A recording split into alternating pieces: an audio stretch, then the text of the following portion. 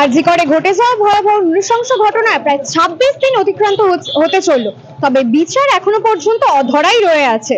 দিকে দিকে তারই প্রতিবাদে সাধারণ জনতা থেকে শুরু করে ডাক্তার মহলে, জুনিয়র ডাক্তাররা, এমনকি অভিনয় এবং সঙ্গীত জগতের মানুষরা পর্যন্ত পথে নামছে। এমনকি সাথে সাথে শারীরিকভাবে অক্ষম কিছু মানুষরা পর্যন্ত পথে নামছেন শুধুমাত্র প্রতিবাদের দাবিতে, এবং সরব হচ্ছেন বিভিন্ন জায়গায় নাট্য প্রদর্শন, সঙ্গীত প্রদর্শন এবং নৃত্য প্রদর্শনের মাধ্যমে তারা চারিদিকে প্রতিবাদের ধ্বনি তুলছে এবং বিচার চাই এই প্রতিবাদে চারিদিকে তারা আন্দোলন করছে। তবে এই ধর্ষণ কাণ্ডে নারকীয় ঘটনার প্রায় ৩-৪ দিনের মাথাতেই সিবিআই তদন্ত ভার চলে যায়। লাগাতার জেরা শুরু করে এবং চারিদিকে তারা তদন্ত শুরু করে দেয়। সেই আরজি কর হাসপাতালে প্রাক্তন অধ্যক্ষ অর্থাৎ সন্দীপ ঘোষকে লাগাতার জেরা করা হয় বহুদিন ধরে। তারপর সেই সন্দীপ ঘোষের বাড়িতে এবং হাসপাতালে বিভিন্ন ধরনের তদন্ত করার পর সেই সন্দীপ ঘোষকে বিগত 2 দিন পূর্বেই তাকে আর্থিক দুর্নীতি কাণ্ডে গ্রেপ্তার করে। পূর্বে সন্দীপ ঘোষের নামে একাধিক অভিযোগ উঠলেও স্বাস্থ্য দপ্তর কেন কোনো রকম সিদ্ধান্ত এবং তার বিরুদ্ধে কোনো রকম অ্যাকশন নেয়নি, তার বিরুদ্ধেও সাধারণ জনতা থেকে বিরোধী দল পর্যন্ত প্রশ্ন তুলছে এবং রাজ্য সরকারের দায়িত্ব কর্তব্যকে প্রশ্নের মুখে এনে দাঁড় করিয়ে দিয়েছে এক প্রকার। এবং সেই উদ্দেশ্যে চারিদিকে বিরোধী দল থেকে শুরু করে এই সাধারণ জনতা, এমনকি জুনিয়র ডাক্তাররা পর্যন্ত প্রতিবাদে নামছেন বিভিন্ন জায়গাতে। এবং তাদের একটাই দাবি যে এই সন্দীপ ঘোষের আসলেই বিচার করা দরকার এবং আরজি কর কাণ্ডে আসল দোষীকে তাকেও ধরা দরকার, কারণ সন্দীপ ঘোষকে শুধুমাত্র আর্থিক দুর্নীতি কাণ্ডে গ্রেপ্তার করা হয়েছে, আর কোনো কাণ্ডে গ্রেপ্তার করা হয়নি। শুধুমাত্র সঞ্জয় রায় ছাড়া আর কাউকেই পাওয়া যায়নি সেই দোষী হিসেবে। বিগত 27শে আগস্ট আমরা দেখতে পাই যে সেখানে পশ্চিমবঙ্গের ছাত্র সংগঠন থেকে সেই নবান্ন অভিযানের ডাক দেওয়া হয়, দফা 1 দাবি 1 মুখ্যমন্ত্রীর পদত্যাগ, এই দাবিকে কেন্দ্র করে। এবং সেখানেই সাধারণ মানুষের সাথে পুলিশের সংঘর্ষ হওয়ার জন্য পরের দিন অর্থাৎ তৃণমূল ছাত্র সংগঠন প্রতিষ্ঠা দিবসের দিন 28শে আগস্ট সেখানে বন্ধ ঘোষণা করা হয়। সেই বন্ধ সর্বত্র একইভাবে কার্যকরী কিন্তু হয়নি। সেই আরজি করের প্রতিবাদের দাবিতেই, আরজি কর কাণ্ডের সেই ভয়াবহ নৃশংস কাণ্ডের প্রতিবাদের দাবিতেই দিকে দিকে এখনো পর্যন্ত সাধারণ জনতা, বিরোধী প্রার্থীর দলগুলো সরব হচ্ছেন প্রতিবাদের দাবিতে। ঠিক সেরকমই হুগলির চণ্ডীতলাতে বিডিও অফিসের সামনে ধর্ণা অবস্থান করা হয় বিজেপি অর্থাৎ ভারতীয় জনতা পার্টির তরফ থেকে, এবং সেটা শ্রীরামপুর জেলা সাংগঠনিকের পক্ষ থেকে। শ্রীরামপুর জেলা সাংগঠনিক সভাপতি মোহনাদক মহাশয়, নবেন্দু চ্যাটার্জি, ডানকুনি মন্ডল সভাপতি গুঞ্জন চক্রবর্তী সহ আরো বিশিষ্ট মানুষজন। হুগলির চণ্ডীতলা থেকে সমতা ঘোষ, বেঙ্গল নিউজ এক্সপ্রেস। আজকে যে প্রিন্সিপাল সন্দীপ ঘোষ, যাকে এখন অব্দি স্বাস্থ্য ভবন 25 দিন অতিক্রান্ত হওয়ার পর তাকে সাসপেন্ড করেছে, কিসের দৌলতে, কার অজুহাতে, কার হাত তার মাথার উপর রয়েছে, আমরা প্রত্যেকে জানতে চাই। এই সন্দীপ ঘোষের মতো কিছু মানুষ সারা স্বাস্থ্য ব্যবস্থাটাকে, স্বাস্থ্য ভবনটাকে নিজের পৈতৃক সম্পত্তি মনে করে নিয়েছে। প্রত্যেকটি মানুষ আজকে রাস্তায় নেমেছে। যে মুখ্যমন্ত্রী মহিলা, যে রাজ্যের মুখ্যমন্ত্রী মহিলা, সেই রাজ্যে রাস্তায় নামতে হচ্ছে মহিলাদেরকে রাত দখল করার জন্য। তিনি বলছেন যে মহিলাদের রাত্রিরে বেরোনোর দরকার নেই, নাইট ডিউটি করার দরকার নেই।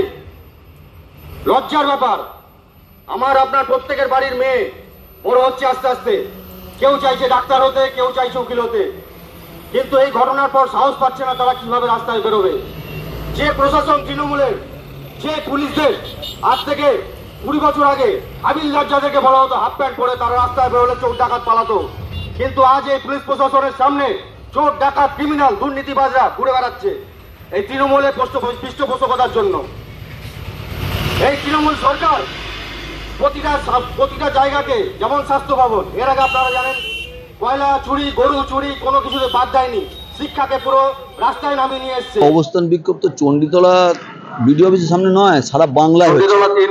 আর আমরা রাজনৈতিক ভারতীয় জনতা পার্টি এই বিক্ষোভটা দেখাচ্ছি, এটা সারা বিশ্বে বিক্ষোভ চলছে।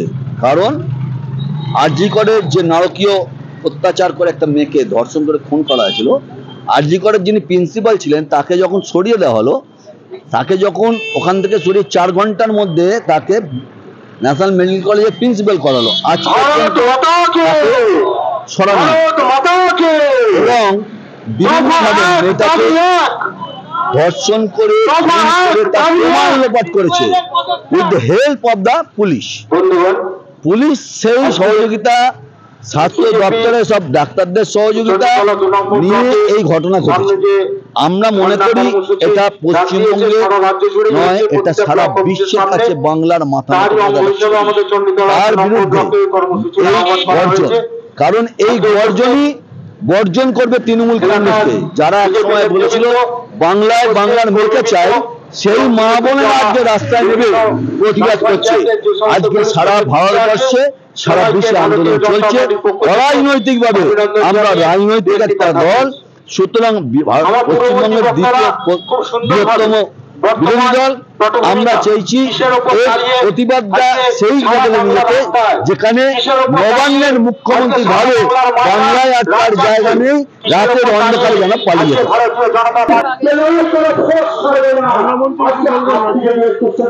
আজকে ভারতীয় জনতা পার্টি পশ্চিমবঙ্গ রাজ্য কমিটির নির্দেশে সারা রাজ্যের বিভিন্ন সমস্ত বিডিও অফিসে যে অবস্থানে ধর্ণা পালন করা হচ্ছে, তার একটাই কারণ, আমাদের দাবি যে ইতিমধ্যেই বাংলার জাতির মেরুদণ্ড শিক্ষা, সে শিক্ষা দপ্তর আজকে জেলে, খাদ্য দপ্তর আজকে জেলে, এবং স্বাস্থ্য দপ্তরে একের পর এক দুর্নীতি।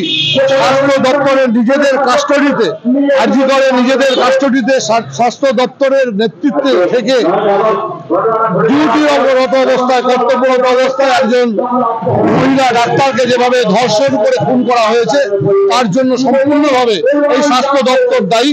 তাই আমরা আজকের এই অবস্থান কর্মসূচি থেকে স্বাস্থ্যমন্ত্রী তথা বাংলার মুখ্যমন্ত্রীর পদত্যাগ দাবি করছি।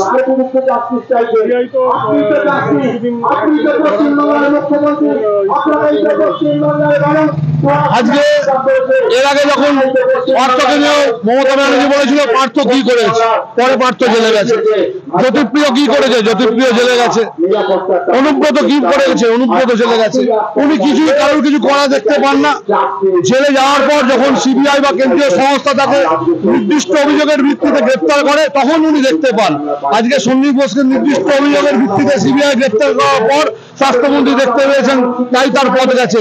কিন্তু আজকে তার যে অন্যায়, তার বিরুদ্ধে যে অভিযোগ, অ্যাকচুয়ালি সন্দীপ ঘোষকে যদি সাসপেন্ড করে স্বাস্থ্য দপ্তর, তাহলে আগে স্বাস্থ্যমন্ত্রীর পদত্যাগ করা উচিত, কারণ এই দায় শুধু সন্দীপ ঘোষের নয়, স্বাস্থ্য দপ্তরের এবং স্বাস্থ্যমন্ত্রীর।